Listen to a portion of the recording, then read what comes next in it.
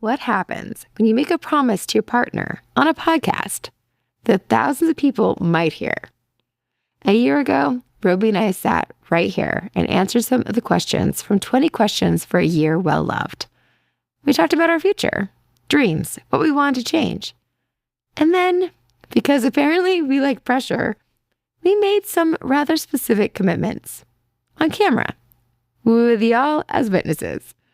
So, did we actually do any of it? Today, we're going to pull back the curtain on what happened after that conversation. Not the highlight reel, the real version. What actually changed? Did we fulfill those promises? What got harder? What promises did we keep, and which ones are we still working on? Because here's what matters to you. Whether you did these questions with your partner last year, or you're hearing about them for the first time, you're probably wondering the same thing everyone wonders. Can one conversation really change a relationship? Or maybe good intentions just fade? I guess we're about to find out. Welcome to The Grit Show, where our focus is growth on purpose. I'm your host, Shawna Rodrigues, and I'm honored to be part of this community as we journey together with our grit intact to learn more about how to thrive and how to get the most out of life. It means a lot that you are here today. As you listen, I encourage you to think of who may appreciate the tidbits of knowledge we are sharing and to take a moment to pass this along to them. Everyone appreciates a friend that thinks of them, and these conversations are meant to be shared and to spark even more connections.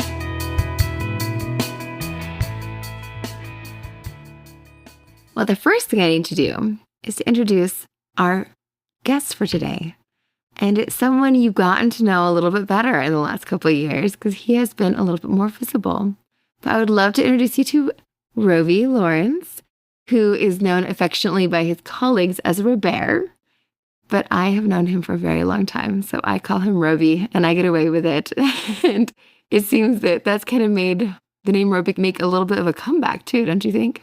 I think it does. Yeah, I hear it a lot more often now than I did for the previous 20 years. That is... I kind of like that. You get, oh, good. I'm glad you kind of like it. Yeah, it doesn't bother me at all. It does make it harder to know how I know somebody. Because previous to you, if somebody called me Robie, I knew it was high school and before. And if somebody called me Robert, it was college and after. But now I call you Now you Robie. call me Robie, and so anybody who meets me now with you around calls me Robie as well. Yes, so we're just melding all of the time periods together. We are indeed. Makes it a little confusing. So in true fashion, I would love to introduce some of my favorite things about you so that folks listening can get to know some of my favorite things about you.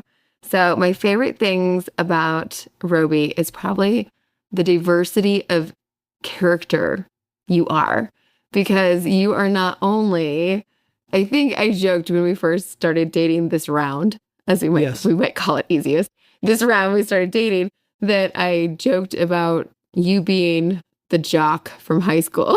Right. So when it came to you helping me hang cabinets or when you offered to do things, I was a little limited in the scope of how I saw you. And the years we've spent together now and the depth of who you are and the number of little fanciful twists in who you are one of my favorite things about you. I'm glad you think they're fanciful. I do. That's good. No, that's I good. do, because I just think I'm weird. And some people would just say unique. But I love that you like those things about me. I treasure all of them. I treasure the fact that you have been like at an elite level at such varying things. So you have been like a world-class athlete who has worked on the USA team in Japan doing wrestling.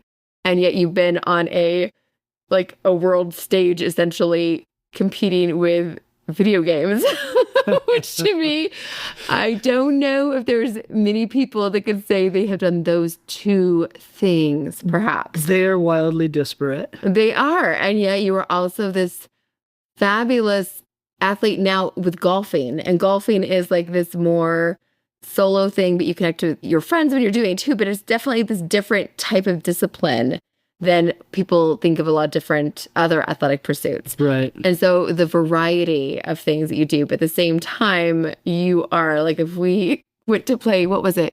Broom hockey on ice with friends of ours. Yes. And you were like wildly competitive and down in the middle of it because you were just like an athlete, competitive warrior at heart. There is some truth to that. And that just comes out in whatever you do, whether it's like doing relay races with your friends, running, like whatever it is that you take on, like you just have this level you take it to, which is probably the common thread with those things. Mm-hmm. But I just love the diversity of who you are and your interests, and that you take them and you don't limit yourself because of what other people would think or if they are linked to each other, which a lot of times I've talked on the podcast about you being an upholder. You're my example. And now as I move more into my coaching and consulting, I use you as an example consistently as an upholder. And I think it's so fun that an upholder who is a bit a rule follower is kind of part of that. Yeah. That you hold those expectations is kind of part of that. There's more to it, obviously, that you don't limit yourself, even though you do kind of hold to being able to follow those things. I love that about you. It's interesting because just today we were watching a movie and I was thinking about that because I agree that I'm an upholder. Mm-hmm. However, with the movie we watched today, if you limit yourself to only being an upholder, you end up being like the bad guy who is doing what he's told. And I like being given guidelines and steps to do things. But I've read enough and seen enough movies and been around enough to see that at some point you have to make sure to question the things that people are telling you. And if you know that they're wrong, you have to act. You have to say, no, I won't do that. So yes, I'm an upholder, but I'm constantly evaluating whether what I'm being told to do or the steps I'm being given are the correct steps. And I have no problem changing if I think they're wrong. There's an element with upholder that they follow internal and external expectations. And I think that like you have internal expectations as part of that. So being true to who you are and that internal piece kind of aligns with that still. Right. So that as an upholder, you still follow the rules, you still do the pieces, you can follow expectations as long as they're clear, you can follow expectations.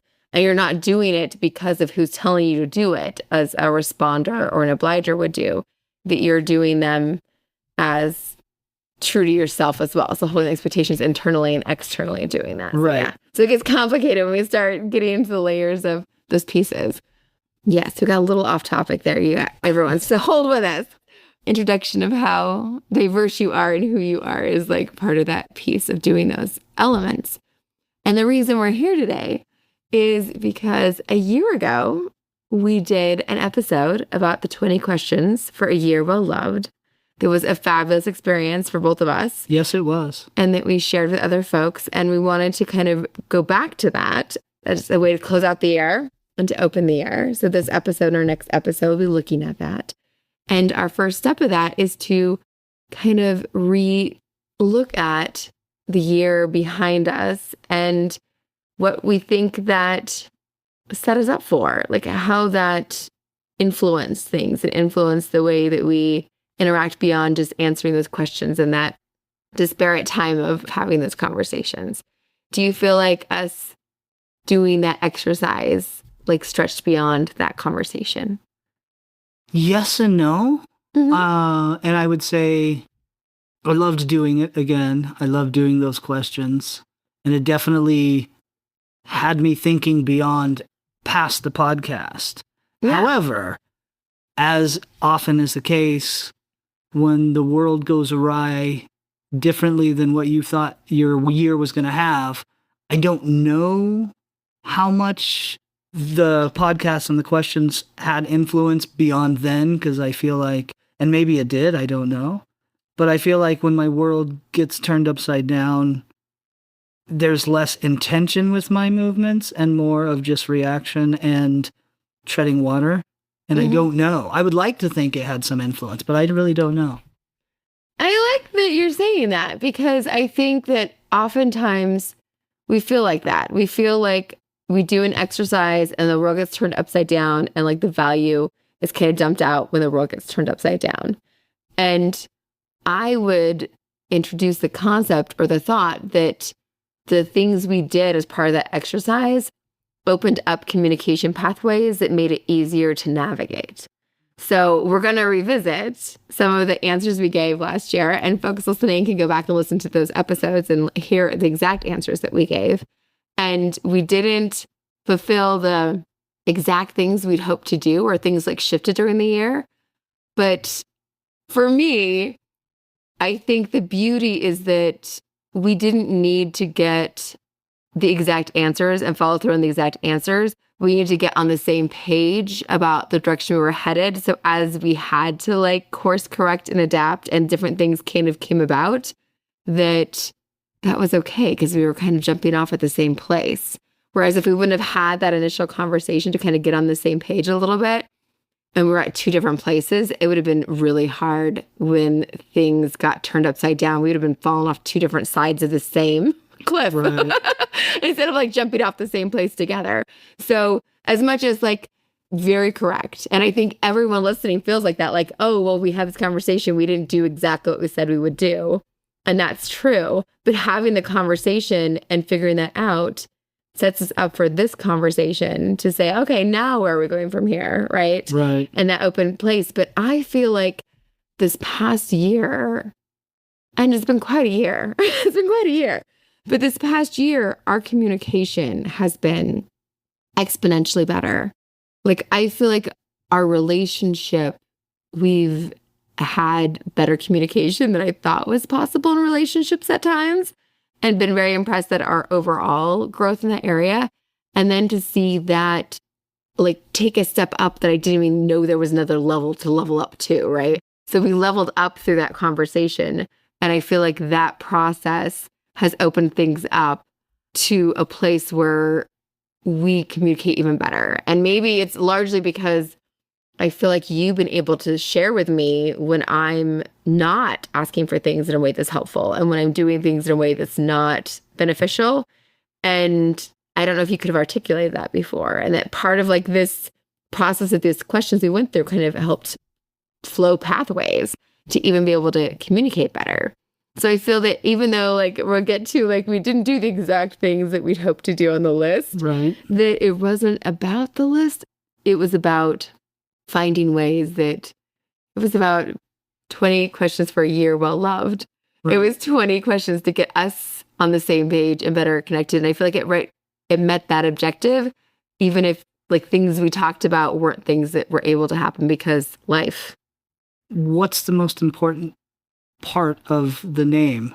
20 questions of a year well loved. Is it the 20 questions or is it the well loved?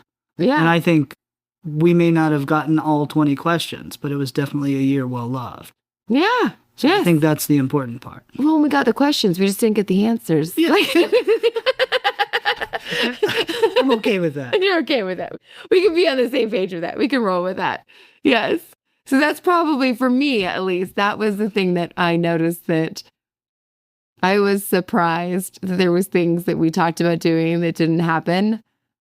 But given the year we've had, not at all surprised.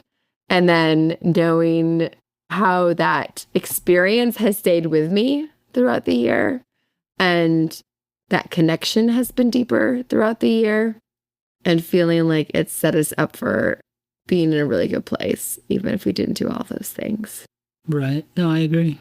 So given that, I think it's fun to kind of revisit one of the things that we talked about was like moving into a house. And we did move. Right. We did. Yes, indeed. We did move in 2025. And it was actually one of the harder moves that I've had. I don't know. It was terrible. You agree? Yes, I agree. And part of that was where we live and that we had to give notice before we could find a place. And the reason we moved was because the house we were in has been for sale and continued to be for sale. So we needed to move so we could have some stability, was a large part of it. And then once we knew we were moving, we had a week to move. And we ended up moving to a place that's in a great neighborhood. We're very happy with the neighborhood we're in. but it's smaller. And we didn't have time to like downsize appropriately because we didn't know we were going to downsize. We thought we might be like the other option up until like the 11th hour was the same size pretty much. And so we're moving to the same, just switching across for a house with more stability. But that place we felt like would have less long-term stability because of the company. It was the place we didn't feel like would be supporting our long-term goals. So that's why we ended up moving to this place. And we love this place, but there's still a lot more to do. And it was hard because my recovery wasn't where it could have been, where it is now. Like I feel so much more like myself now than I did when we moved. Gosh, yes. At the end of September. And so my stamina, my ability to move, use my body in the way to pack and to move and to do all those things, I'm in a better place now than when we moved. But it was really, really hard to move. And we ended up having to do a lot of it on our own. We really did, the surprisingly. timing. Yeah, there were people who helped, and some people, surprisingly, it was very nice and very appreciated, but it did feel like a lot of it was done by ourselves. Yeah, so it was a little more stressful than it has in the past. And we like where we're at, but this isn't we didn't buy something, we're not setting this up for the long term, and that's kind of what I think ultimately we wanted to get to a more stable place. So that was one piece we talked about. And then we talked about how the year before had been the year of the least amount of travel. And then we went into a year. Yes, well, that year no longer holds that designation. No, we managed to travel even less this year. Yes, we did. Because, and that's the elephant in the room. If this is your first time ever listening to the Chris Show, you may not be aware of this, but I had a breast cancer diagnosis in January, like right after this was released, these episodes were released.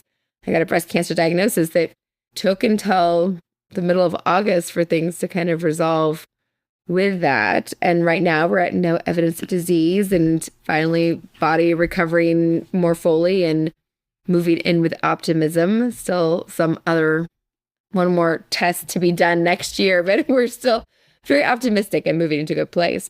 But it really like overtook the entire year. It took over finances, took over our careers, both of us, like things. Yeah. It took up a lot of space. And so things like travel did not happen.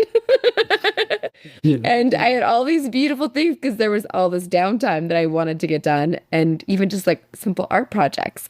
And they weren't even possible. I thought I was like, by not planning to work or to write or do big mind involving like nothing physical, nothing like involving too much of my brain, just beautiful like crafts and thoughtful like activities like that. And I didn't even get to do a single art project.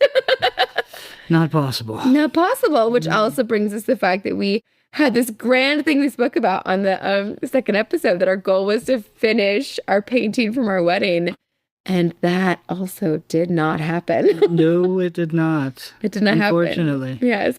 I love it in our new house, though. We actually have it up on the wall. Even though unfinished, but still on the wall. I love it. Yes, but it being on the wall, like it has its place. So like we have to finish it so that it does that. But. So secretly, I really love looking at it because the painting in the very middle of it, you may not see this or even recognize what I'm going to allude to, reminds me of the book Where the Wild Things Are.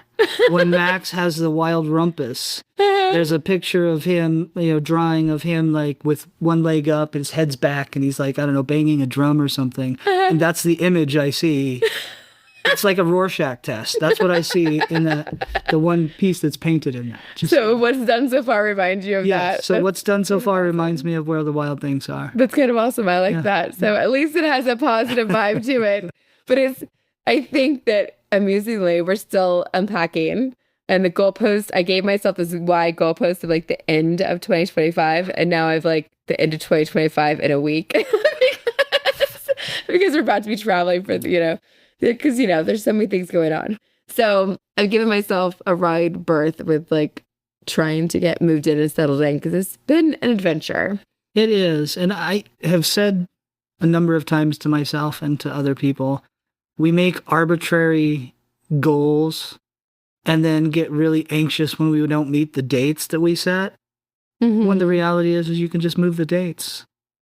Obviously, you want things to get done, but give yourself grace that, yes, you tried your best. Didn't happen, but that's okay. We'll get it. Yeah, because who's the person setting the dates? You are. So there's no reason to get yourself all freaked out over the date when you can just move it. Yes. And being able to work within that and knowing you get to be disappointed for a minute if you absolutely. We're excited to get something done. It's not done yet, but it's okay to just like move things. And I think that our conversation about like what we talked about last year, that was kind of like setting us up for 2025 that didn't happen. We had things happen that we never could have anticipated when we made this recording. And I think that that's life. I think that if we can find the benefits of the conversation, knowing that sometimes the exact things we talked about doing didn't happen. But I think that the overall benefits of the conversation, because there's so much more to the conversation than that, right? And learning about each other and deepening our connection, that probably set us up for success in what we went through this year, because it has been such a unique, I hope, a year that we were able to see those pieces and experience that and understand that a little bit more. In the spirit of that, I think that this time I would love for us to also go back and look at the questions for a year well loved again. And this happened before, that there's so much to be addressed and answered that it's hard to get them all in. And so I think that what we end up doing is we end up taking one from each of the section, because there's different sections. And then we're going to do 2 episodes. In our next episode, that we'll actually spend more time on the second half, because the challenges and resilience and the future and aspirations piece of it. Because we did do a decent job with the future and aspirations last time, which is how we got to. Right. The painting of the things we didn't do. But we kind of skipped over the challenges and resilience and some of the communication pieces last year because we ran out of time. So we will definitely get back to those. And so this time, the different sections that we have on there is growth and evolution, emotional connection, challenges and resilience, communication, understanding, and then future and aspirations. And the reasons, there's 20 questions, and it's broken up into these areas with 4 questions in each area. And the goal is for you to ask your partner each question, and for them to ask you each question, and for you guys to go through each of them together and have this robust conversation. But it is a robust conversation, as you saw from our abbreviated version of it, that still took up a significant amount of time. We thought we were going to do a decent amount in just one episode, and it had to be broken into 2 because we had so much we talked about and wanted to share. But so we're going to go ahead and do a little taste of this. But as you're looking at doing this yourself, that some of these questions are questions you can ask yourself. So if you're listening to this and you don't have a partner, they're great for you to ask yourself these questions and see, like, how have you grown individually this year is like one of the questions of growth and evolution. And that's a question you can ask yourself. And so ask some of these questions to yourself, because that's kind of an exciting thing for you to kind of look at and grow through. And if you do have a partner and you want to go through this with them, to maybe break it up. And if you guys don't have a time away, because we're going to go in more depth, we have a little time set aside to hopefully get away for a couple of days and go into more depth on each of these, that you can have like a weekly date just for the next month or 2 and go over each of these during that time. So we're just going to choose one question from growth and evolution, one from emotional connection, and talk about those in this episode to kind of give you a sense of what these questions are that we're talking about that we did last year. And so, what new skill or strength did you discover in yourself over the past year? That is a good question that I don't have an answer for off the top of my head. Pauses are allowed. Yeah. Potentially more emotionally resilient than I thought I was, because I have a tendency to maybe too easily compartmentalize things that I would find as a negative emotionally. And then once I've done that, I can just ignore it. And this year I wasn't able to do that. That was not a good choice, right? And so I had to deal with the emotions that came along with the diagnosis and having to help through the situation. And I couldn't just compartmentalize it and act like it wasn't there. And I would say I was a little surprised at that I was able to do that, especially without getting grumpy more often or being snippy or any of that, because that would be my tendency when I'm stressed or something's really bothering me. So potentially that. Yes. Yeah, you showed a lot of resilience in the face of all of that. And it is interesting how when we let ourselves experience something, the stress, snippy, grumpy, I think we all do that, right? That when we're trying, that's almost the price of compartmentalizing sometimes, is there's like this pressure that comes with it being in a compartment that like pushes against everything else. Right. And so when we allow ourselves to kind of go through it and feel it and experience it, then it's a little bit easier for us to not have that pressure that is making it so we're feeling it, because we let that pressure off, even though it's challenging.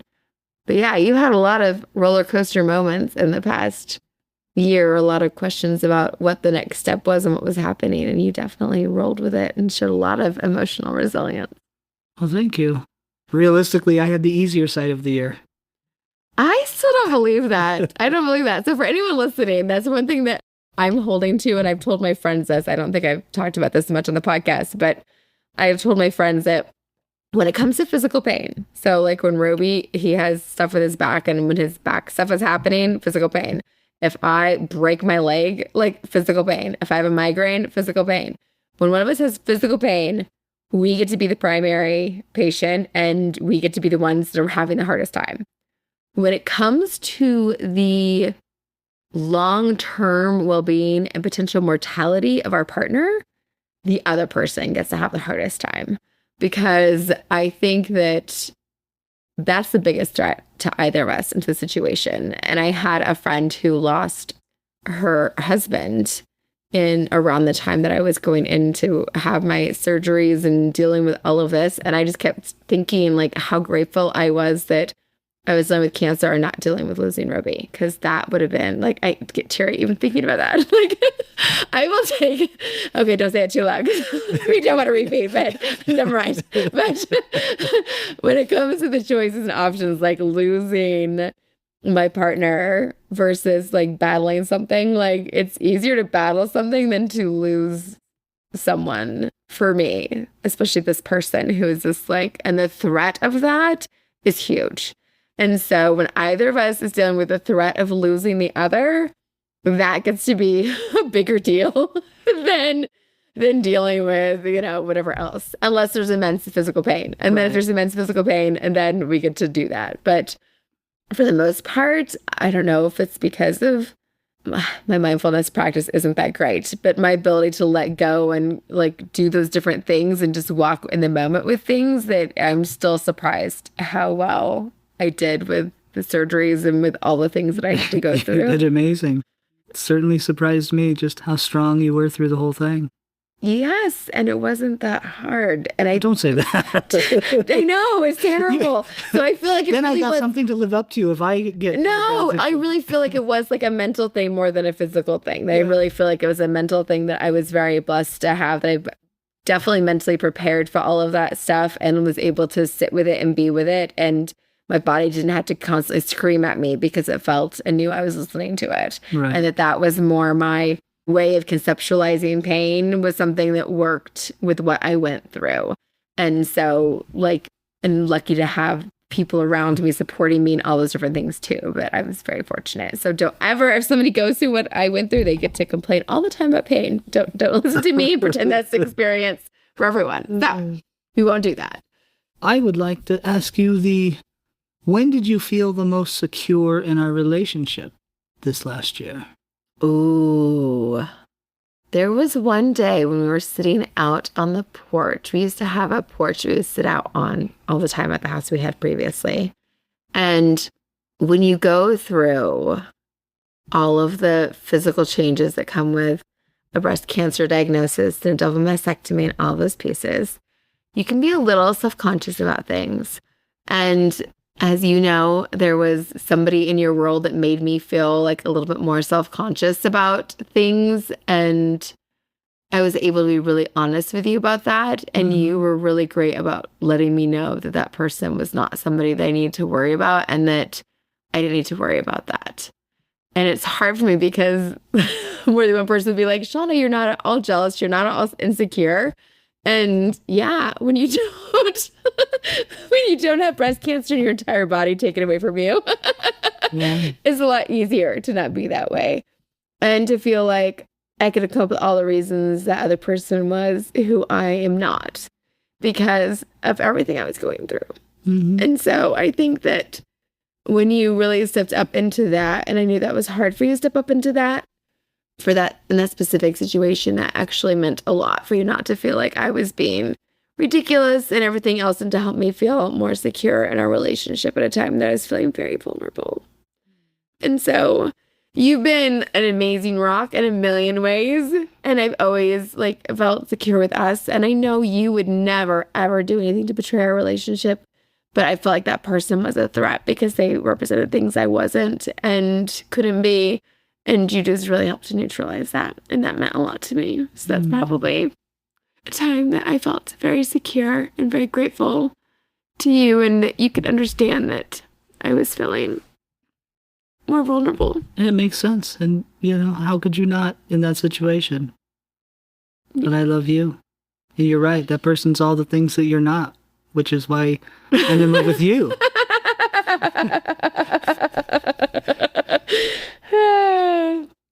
Thank you. See, I'm not supposed to be crying on these things. I do a decent amount though, huh? All right. So those were the first two categories that we really wanted to touch on, was the growth and evolution and the emotional connection. And then challenges and resilience, communication, understanding were the ones we were going to spend more time on the next episode. But thinking back to last year, do you feel like going through everything that we went through, that there was anything from our conversation a year ago that stuck with you throughout the year we've had?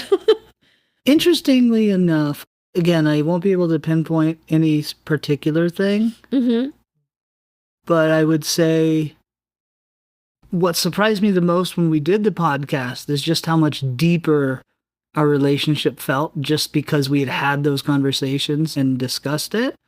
And I think the depth that our relationship had gone to surprised me because I didn't know a relationship could be that good in a number of ways.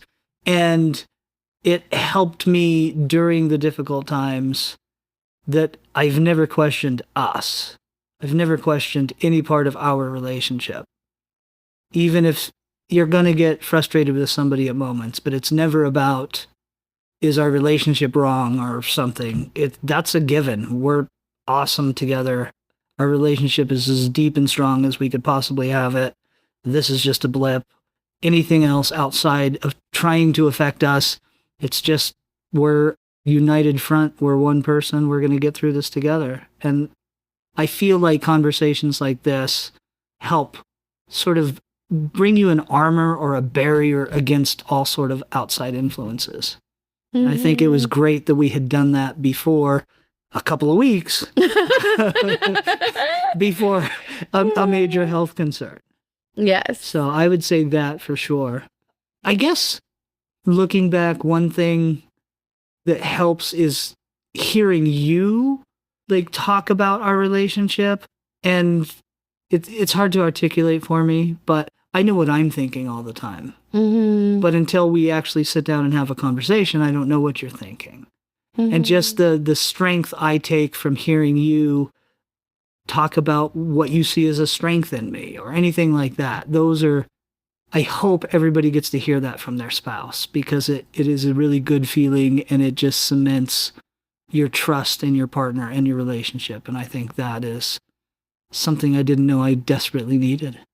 Yeah, you don't realize that you could be getting just a quarter of an inch away from each other. And over the course of a long period of time, that trajectory completely changes how close you are to each other. And just having this little check-in in these conversations can make such a big difference, and having that deeper understanding and that deeper closeness. And I feel like I wouldn't have thought we needed to do the 20 questions. I can get a little bit excited about our relationship and not thinking that we needed that. But honestly, I feel like it's the big diagnosis that happened and the insecurities that we talked about. I had like one little spot I felt insecure. I could have felt insecure in 3 million places had we not had that amazing, profound conversation. Mm-hmm. I still cannot believe the things you shared. And like, not only so, it speaks to the power of the questions. Right. It speaks to the power of our relationship too, but it speaks to the power of the questions. And you shared them on a podcast without being recorded. Like, I was in shock and in awe because like you've opened up to me, but that takes a lot of work sometimes. And I was so amazed at the things that you shared openly in that conversation from those questions and that piece that it's just so beautiful that when people get to have this opportunity to honestly connect with each other, like what that opens up, because there's things that you said that I still carry with me. And I think I carried with me a lot through that time. And it was one of those things that like we have an amazing relationship. And I feel like we were on a solid foundation, but it's like the solid foundation before was like, solid grass, solid ground. And now it's like, no, we're like on a fortress. It's been reinforced against earthquakes and like the pounding like shores can like hit it 20 million times and we can go through whatever. And it's like the rebar and everything's like there. Right. And I was like, oh, I thought we were fine just on a grassy hill. Right. But because most people don't even get that. So yes, I guess I was amazed at not even recognizing that there was more to be had and that it felt even better after having those reinforcements and seeing your perspective and understanding deeper where you were coming from on our connection and our pieces. And it is interesting that the least important part was the future facing. Right. And the more important was where we were at and who we were to each other and what we meant to each other. So that's the beauty of it. Yeah, no, I've loved it. And I hate when I find myself being cheesy. I really hate it. However, I think one of the things that for me grew out of the 20 questions was our love got deeper and our relationship got stronger. And it feels like every day it gets deeper and stronger. Every day I'm in love with you the most I've ever been. And that's pretty incredible to me. And again, I hate for the cheese. Sorry. I don't mind it. If you're listening, I apologize. Go get some crackers and buck up. You can hang with us. It's okay. It's okay. Well, I think that question about, so from the growth and evolution, I think that I mentioned that how have you grown individually this year is a question that is one that you can take walking away from just listening to this episode. You can ask yourself that question. And I think that asking your partner that question and seeing what they can say about themselves and about you. And if you're an individual, just asking yourself that question. Because I think as we close down 2025, it's a really beautiful thing for you to be able to acknowledge the ways you've grown over the past year. And that can be a very meaningful conversation to have just with yourself or with somebody meaningful, or call up a friend and have it with them and ask them and have that conversation too. I think it's a great question we can all leave this with about how we've grown individually, because we've all grown in some way, especially if you're listening to this, because this is what this is meant for. This is why we have it, growth on purpose, right? So you're growing in some way, and I value taking the time to be here with us and doing this. And we'll continue with another episode to dive into some more of those meaty middle questions and talking about that a little more. I hope you're there for that. And so looking forward to 2026 and excited for all of you to be there with us. Thank you for doing this today and being part of this, Robie. Thank you for having me.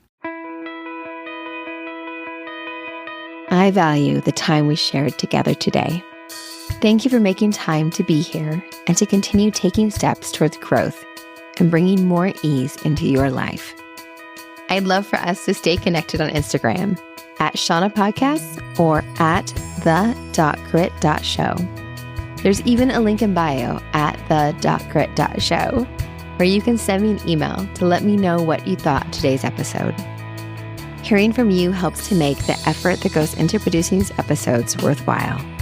After all, you're why I'm here. And since it's been a while since you've heard this, you are the only one of you that this world has got. And that really does mean something. I hope you realize that. I'll be back again soon. And I hope you're following along or subscribed so that you'll know and be here too.